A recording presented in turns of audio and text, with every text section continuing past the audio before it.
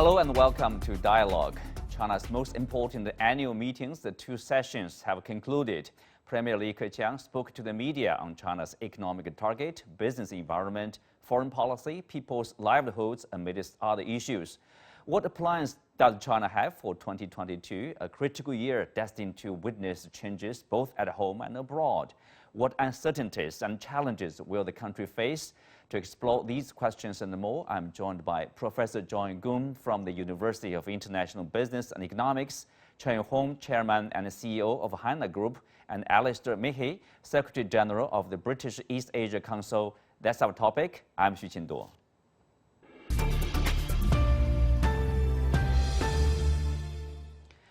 So, Mr. Chen Hong, I will start with you. The Premier talked to the media about the economic growth target of 5.5%, for China in 2022. Some people would say that's a bit ambitious, but a few people would doubt China's ability to achieve that goal.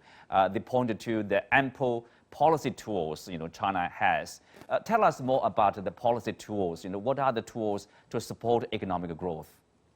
I think for the 2-hour conference, press conference, and with 13 questions, I think a very important message that I've got, and a lot of people got, was that the government is really coming away to help the small and the medium-sized business, which is about 150 million of them, we call it business entities, to reduce the fees and reduce the taxes so that they become the engine of growth, job growth, economic growth. And also government, also from the press conference, saying that are putting 2.5 trillion RMB from the central government to really help to pay those reductions and tax rebates, etc. So from those perspectives, I think the private enterprises and the small and medium-sized business are really a big engine for China's economic growth, and also with a further investment in the infrastructure side and the other side. So we feel like 5.5% might be achievable. And if you look at the last year, even with the low base of the COVID of 2020, the government put a goal to about 6%. But as a result, the result was like 8.1%. So we are kind of, although there's a lot of challenges ahead of us, but we're kind of optimistic. John, what do you make of this 5.5% economic growth goal? Well, Premier Li Keqiang went out of the way to explain, how high a goal is that.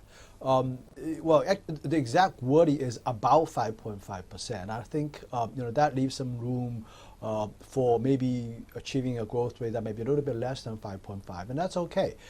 He mentioned, for example, that to achieve the apparent, seemingly modest goal, that would be tantamount to creating a mid-sized new economy, for some other countries. So, based on China's very large base, which is, over $17 trillion last year, creating a 5.5% growth is already a very lofty goal in my view, particularly against the backdrop of, I would say, a fairly bad first quarter. Up until now, we're actually getting very close to the first quarter this year. And we know that the country is still very much plagued by outbreaks of COVID-19 here and there. And it's actually even getting worse as we speak. So we know that the first quarter is not going to be a good number.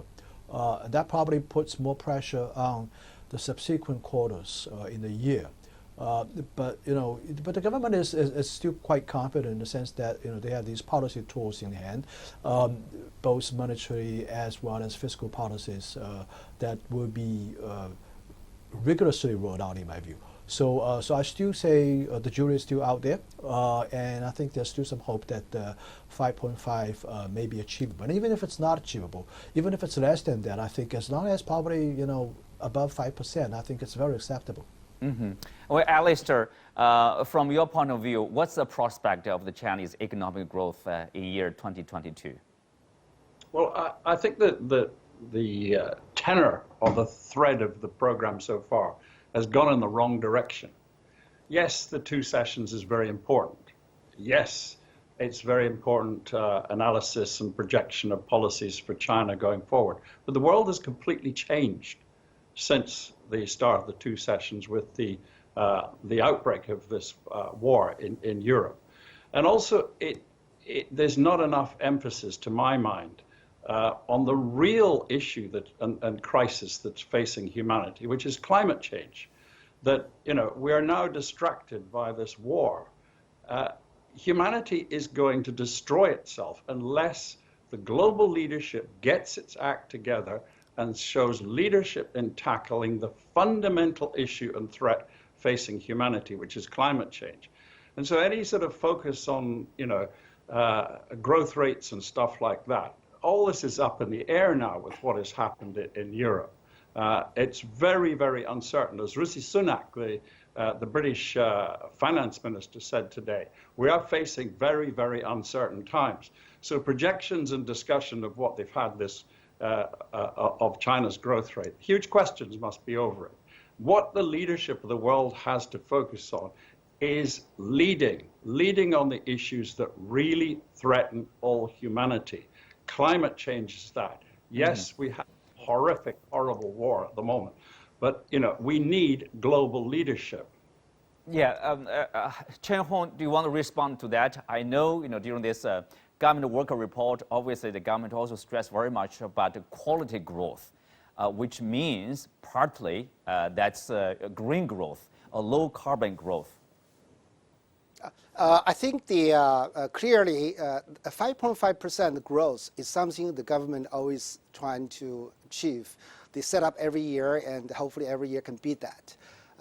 For the healthy growth, even for the climate change, I think climate change has been something very, very important in the minds of the government.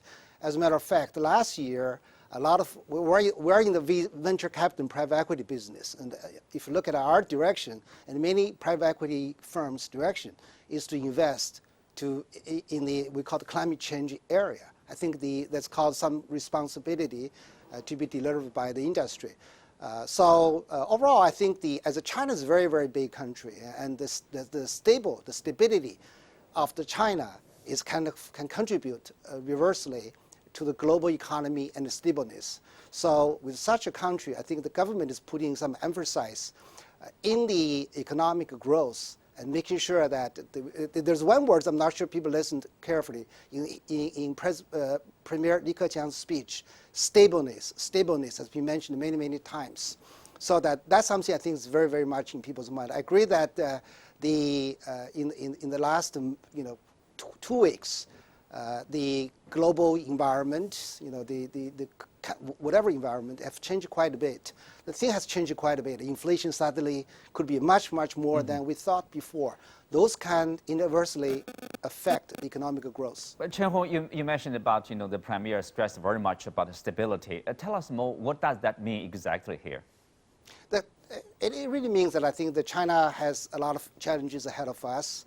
COVID has been here for 3 years, and China has a zero policy, as you know, that unlike other countries, where if a certain region we find cases, they can be pretty rigid in terms of controlling the situation. In that case, a lot of small business have kind of suffered tremendously. The people cannot go to their stores, etc. The unemployment issues, other issues are all in the mind of the government and everybody else. So I think really to make sure that those small and medium-sized business, and specifically we call the contact service business, where you have a store people can go walk into, can sustain in such a bad we call it the COVID environment, and plus globally, a lot of we call it energy prices gone up, etc. I think the cost, the CPI, may be going up. The government is trying to make sure that this year's CPI could be controlled within 3%. So those type of things, I think, really is in the mind of the government. Of course, Premier Li Keqiang's talk today and mentioned many areas: economic growth, U.S.-China relationship, the Russian-Ukraine war, and many others challenges. I think a lot of issues being addressed, but we do live in a very, very uncertain world today. Yes. John, I want to have this question for you, as Mr. Chen mentioned about here. On one hand, the Chinese government, in their mind is really about stability. I think one thing, speak of stability, is employment. The Premier mentioned about the creation of 11 million jobs, sometimes 30 million jobs. But on the other hand, I think Alistair make a good point. That is, you have to pay attention to the climate change, which is threatening the existence of all humanity. So how to strike a balance, basically? Yeah, well, I guess no country in the world probably needs more needs stability than China. China is the world's largest trading nation. China is definitely more global than global Britain, and that China doesn't want to see this war going on in Europe. And I think one thing we have to keep in mind is that when all the paperwork, all the government work document was prepared, this war was not taken into consideration because we don't know this happening. And I think it's probably too late to incorporate in the latest what's happening in Europe into the current document. I think that's a consideration we have to give to the government. Nevertheless, I think it's very clear in the government's planning as well as Premier Li's press conference today that this very important factor is indeed taken into consideration. We are indeed facing a new environment here, an environment that there's a whole bunch of elements and sources of instability around the world, and as the world's largest trading nation, we face a huge challenge here. The issue about climate change, in my view, I think when people are fighting, the concern for climate change is probably taking a backseat right now. I think it's mostly outside of China. China is very fortunate that we don't have a war. We have a peaceful environment here domestically. But there are people in the United States that are advocating for more oil production, for example. There are also people advocating increasing production on the part of Saudi Arabia, on the part of Qatar, other oil-producing countries, oil and gas-producing countries. Now, the fact that these huge sanctions imposed on Russia on oil and gas actually goes the exact opposite of the goal of the climate change. It's going to make oil and gas fossil fuel be more important, in my view. So I think there's indeed a very difficult balance here. And if you look at what the European Union is doing, the European countries are doing, I think they're also faced with a very difficult choice. And I think at this time in Europe, at least, when peace is at stake, when war is at stake, I think the climate change issue is just taking a backseat right now, very unfortunately. Well, Alistair, so somehow the climate change issue is taking a backseat, and in the United States, for example, some Congress people are pressuring the Biden administration, to produce more fossil energy, oil and gas, locally produced. We don't need to purchase from Russia, or they are pressuring Saudi Arabia probably and other countries to produce more oil and gas. I have to, it's a very interesting point about oil and gas and climate change. I have to fundamentally disagree with Professor John Dong. I think that what this war could do is actually accelerate progress in the world towards the reduction of the use of fossil fuels. In that, if there's a huge upheaval in supply of oil and gas from Russia, this could accelerate change. You've only got to look at the pattern of the last two great wars in the last century, the two world wars. They were the catalyst for fundamental change in technology and human progress. Yes, there was the appalling loss of life and suffering of war, but wars hugely accelerate. The evidence is there. They hugely accelerate the advance of humanity. So I travel hopefully that one of the silver linings that could come out of this war is a significant acceleration towards the reduction in the use of fossil fuels. And that therefore that could advance climate change. I mean, if we don't pay attention to climate change, we're all going to die. I mean, the figures are all there. Okay. And the John, Chinese, you want to respond?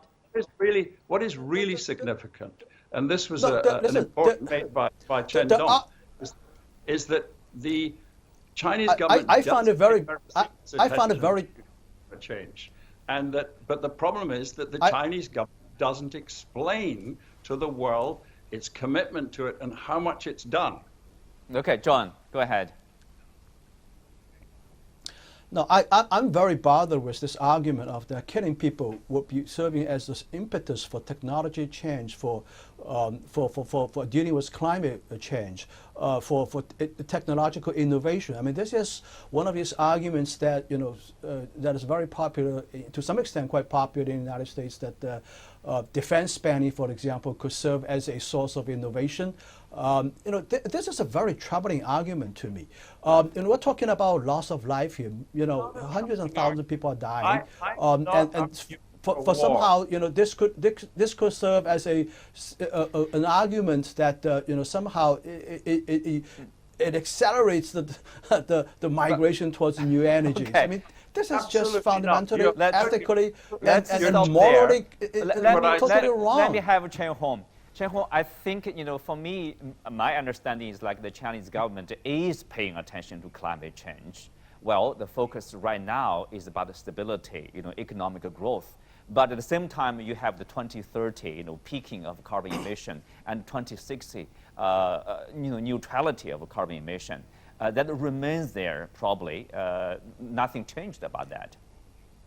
Yeah, I think the Chinese government is internally, although in this conference, called press conference, Premier Li Keqiang did not elaborate those, and the question were not asked on those climate change issues. But what we see here today, if you look at all the top private equity firms, they all investing in we call the climate change area.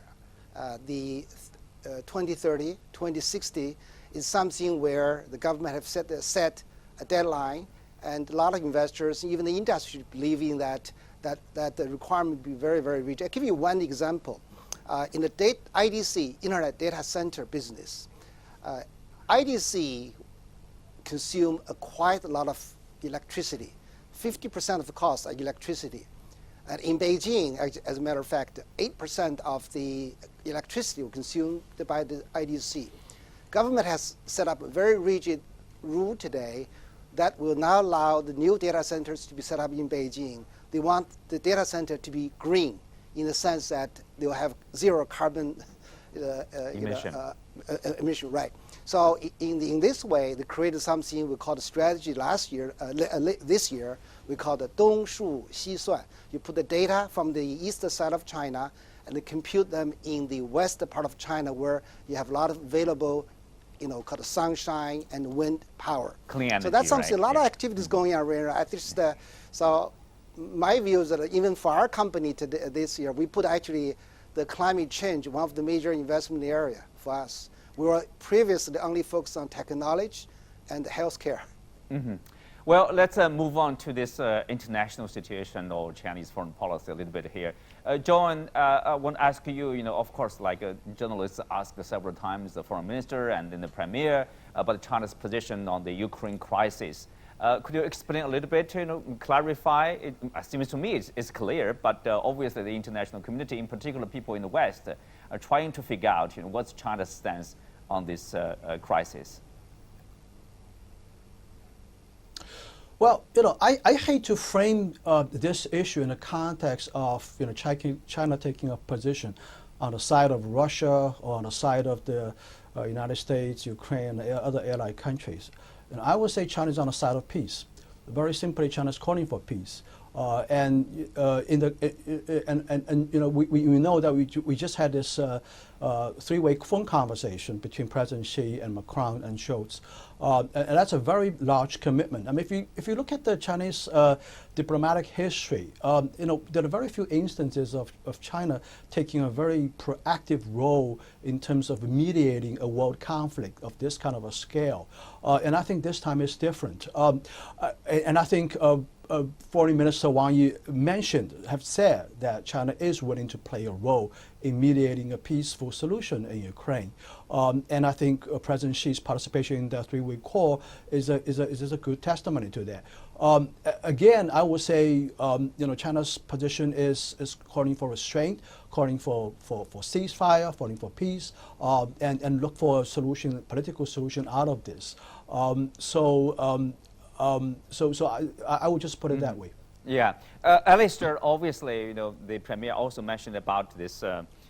He expressed his concern about the sanctions. We would see very biting sanctions on Russia. That obviously creates some problems. For example, financial problem and also this global supply chain. Before we touch upon the climate change, obviously, at least economic recovery, say post-pandemic economic recovery, that will be some more challenges out there, right? I think that I'd like to go back to the previous point about China's position on the war in Ukraine. There is deep misunderstanding outside China about how China thinks and operates.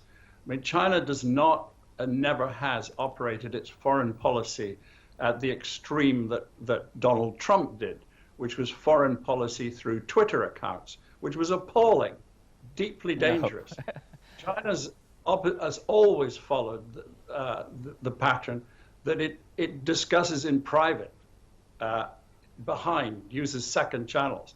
I am hoping that there's an enormous amount of activity at the moment between Washington, Moscow, and Beijing using second channels privately, and that I would expect that the pattern of history would be that China is looking for inspiration in its history, like from Sun Tzu in The Art of War. And as you will know, in The Art of War, Sun Tzu advised, make sure you give your enemies the way to a golden bridge of retreat. And that is what is needed now, is a way to get Putin a face-saving way, a golden bridge so he can get out of the mess he's created.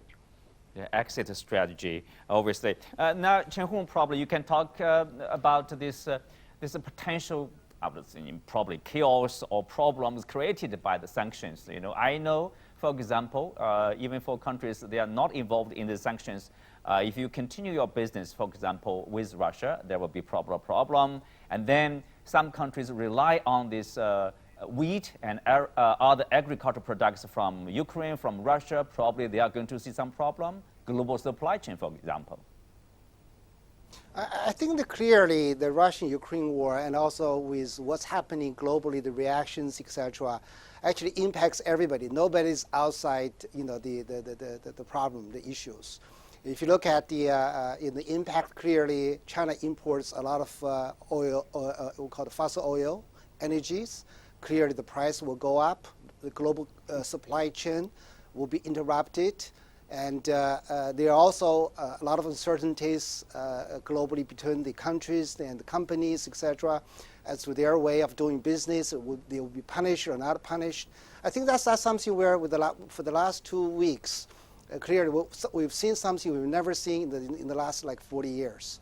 So clearly it will take time for the companies in China to take their stand and to take their view, to react to what's happening. But overall, I think clearly even for the Premier Li Keqiang's press conference, something where the 3% inflation goal for this year, to achieve that would be a big challenge because all the material, other things, the price will go up. So that's something where I think impact quite a lot of people. Mm-hmm. Different topic also, but raised during the press conference, John. People are asking about China's point of view in terms of a relationship with the U.S. Another big power here. Premier Li stressed very much about cooperation. He said the cooperation should be the mainstream. But obviously, from Washington's point of view, this is not cooperation is minimal in a sense. It's mostly about the competition and confrontation. Yeah, well, the official U.S. stand is three things: competition, confrontation, and cooperation under different conditions and circumstances. But I think for the most part, you're absolutely right. They viewed it more as a competitive relationship. And that's okay. I think China's position is that we seek a cooperative relationship, but I don't think we don't mind competition at all. To be honest with you, I think some of the people in Washington's argument is probably correct that competition may be good for both countries. God knows what's going to happen in the future. But I do want to talk about the sanction a little bit. First of all, sanctions are not likely. History has shown that sanctions are not likely to achieve the objective it's designed to. Seems there's a tech issue with John. Now, Alistair, what do what's your opinion about China, U.S., two biggest economies in the world? Obviously, their relationship, carries a lot of weight, not only to the two countries, but also to the rest of the world. It's the pivotal relationship in the world. Nothing else matters. That we have to find a way of getting to build much more positive understanding between the U.S. and China. This is a challenge with from my point of view, it's a challenge that the reality of U.S. politics is that it is highly polarized, and all the major political players on either side are geared to scoring points to win attention of voicer by being negative about China. It's a big problem. The other problem is that China doesn't deliver what President Xi has repeatedly asked for, is to tell its story to the world. And that China fundamentally must tackle this issue, must follow what President Xi has said repeatedly. We must tell our story to the world. Yes, CGTN, other new agencies like this have hugely improved how China is telling its story to the world. But it is an absolute fundamental issue that there needs to be a mindset in China about how it communicates. For example, today, there's a contradiction in that President Xi is saying, we must tell our story to the world. How many press conferences does the Chinese Prime Minister hold each year? One. This is a kind of mindset change that's needed. Yeah, we should do more, probably. More communication with the world in particular. I mean, China is, yes, a rising power, and people do have a lot of, questions, a lot of, they want to know more about China, for example. Okay, John, we have 1 minute left. Please finish what you were trying to say. I was talking about the sanction. I said that sanction really achieved the political goal it's designed to achieve, and most likely it's going to just hurt Russian people. And look at the history of the Cuban embargo, right? I mean, this has been going on for 60 years. Other than hurting the Cuban people, politically, the United States changed nothing. The second thing I want to say is that currently this is not a United Nations resolution. This is a domestic law or domestic decrees introduced by Washington or other European countries. And there's also more than 50% of the world population that are not committed to sanctions. I mean, look at India, for example, look at Brazil, look at Indonesia, look at Argentina. These are major economies. And none of these countries have committed to sanctions. And so I think, the idea that I will sanction you if you don't impose sanction, that's just, I think that kind of a logic is as bad as Putin's logic. That's it's from the US, right? It's totally wrong. Exactly. Yeah, that's what the U.S. Commerce Secretary has said, and I think this is a blatant threat, and the kind of hegemonic tone behind it is nothing short of the nature of this war going on with the relationship. Well, thank you, gentlemen. With that, we come to the end of today's discussion. Many thanks again to our guests. You can also find us on the CGTN app or on YouTube. Thank you for being with us. I'm Xu Qinduo. See you next time.